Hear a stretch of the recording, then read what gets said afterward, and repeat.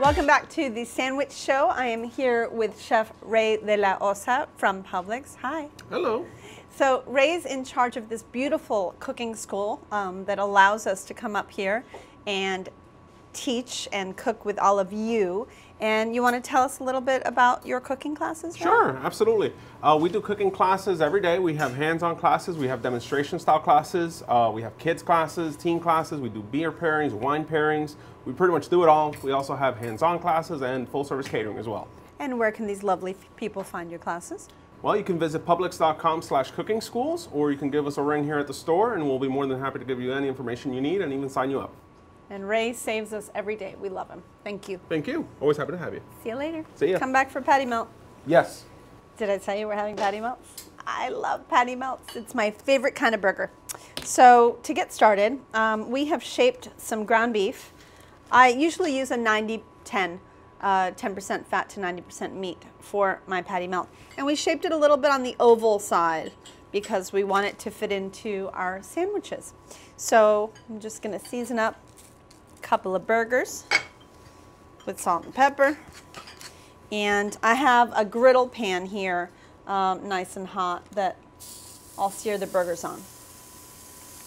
This meat is from Delaware Chicken Farm and Seafood Market. It's a beautiful ground beef. So for a good patty melt, caramelized onions is probably number 2, second to the burger. So these are some very caramelized onions that takes a good half an hour to caramelize. I also have some good white cheddar cheese. My favorite is Amish cheddar, but you get whatever white cheddar you like. It's perfectly fine. And then I'm just going to make a little bit of Thousand Island. So I have some mayonnaise in the bowl. I'm going to add some ketchup and some chopped up pickles. These are cornichon, you know, those little tiny baby pickles. And that's how you make it. Now you can buy Thousand Island dressing, but to me that stuff is a little bit too runny for the sandwich. So I'm going to season the other side now of the burger. Now I'm actually going to griddle the bread for the sandwich. I'm using rye bread as traditionally used for the patty melt. Just a little bit of butter down and toasting it. Let's see how our burgers are doing. Oh, nice, beautiful. The next thing I'm going to do is add cheese to the top of my burger, and I'm just going to do one of these right now. Now, as that melts over the top is when I actually put my caramelized onions over the top of that. So basically everything is just going to warm up on this pan. Let me go ahead and flip over my bread. So caramelized onions right over that cheese. So now I'm going to take the Thousand Island and spread it on my bread so that gets warm. We're there. All right, so I'm going to go ahead and put that on the bread. Flip my bread right over. Oof. And there you have it, my friends. The master. A classic and very delicious and very excited to eat patty melt. All right, so the next sandwich I want to make for you is kind of the anti-patty melt. I want to do something vegetarian. I actually call this sandwich the vegetarian. It's got everything from raw veggie to pickled veggie to an olive oil marinated veggie. The first thing we do is we make pickled radishes.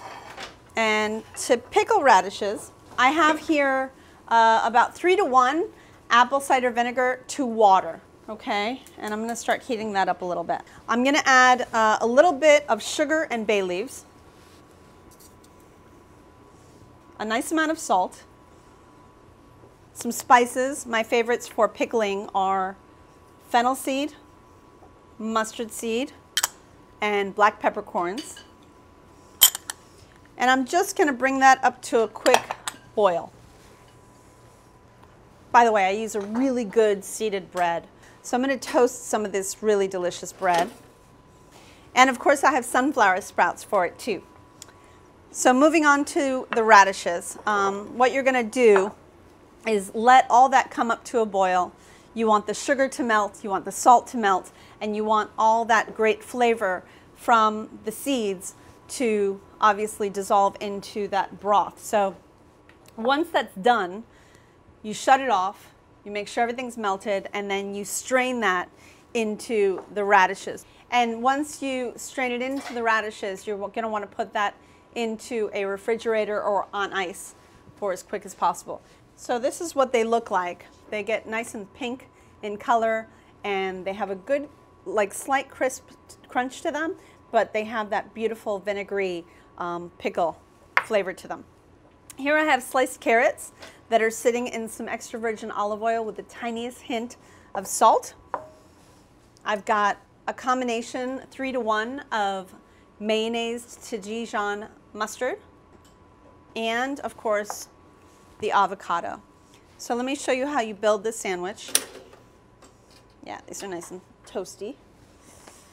I'm going to start out with a little bit of the mayo mustard on both sides. And if you don't eat mayonnaise, then let the avocado be your creaminess. I'm doing both.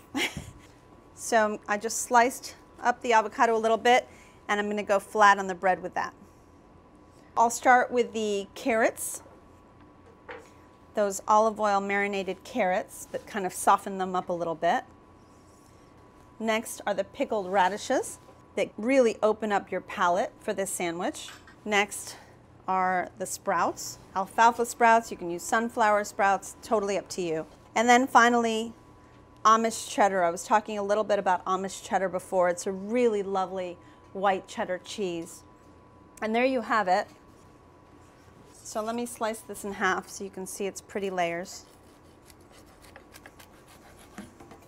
And look how gorgeous that is. Look at all those pretty layers of that sandwich. You can really see everything. It's so bright and colorful. So let's go ahead and put that on its plate. And there you have it, 2 great sandwiches. And come back for my all-time favorite. Don't go away.